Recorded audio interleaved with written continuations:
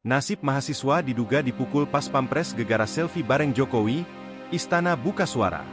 Baru-baru ini viral sebuah video seorang mahasiswa selfie bersama Presiden Joko Widodo Lali diduga dipukul pasukan pengamanan presiden atau pas pampres.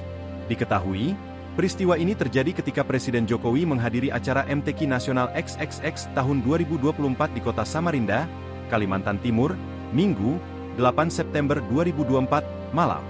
Dalam video tersebut, pemuda yang merekam video itu berada tepat di samping mobil yang ditumpangi Jokowi. Jokowi yang masih berada di luar mobilnya itu, lantas menoleh ke arah kamera. Pemuda itu lantas berterima kasih kepada Jokowi karena mau selfie dengannya. Sambil membawa kaos, pemuda itu menjauh dari mobil Jokowi. Ketika berjalan menjauh, pemuda itu dihentikan petugas keamanan.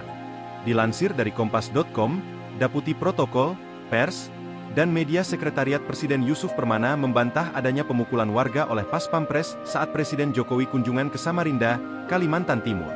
Kami telah koordinasi dengan teman-teman Pas Pampres bahwa tidak ada pemukulan oleh Pas Pampres. Kami akan cek tim pengamanan wilayah, kata Yusuf, Selasa, 10 September 2024, dikutip dari Kompas.com. Menurut Yusuf, Pas Pampres telah dilatih untuk waspada dan humanis dalam menjalankan setiap tugasnya. Yusuf mengatakan, pengamanan presiden saat ada kunjungan kerja pun terdiri dari berbagai unsur TNI Polri. Kendati demikian, ia meminta maaf kepada warga atas kejadian tersebut. Yusuf mengungkapkan, fenomena ini akan menjadi pelajaran dan evaluasi di kemudian hari. Kami mohon maaf kepada masyarakat atas kejadian tersebut, dan mengucapkan terima kasih dan sangat menghargai antusias masyarakat yang ingin menyambut Bapak Presiden, tuturnya.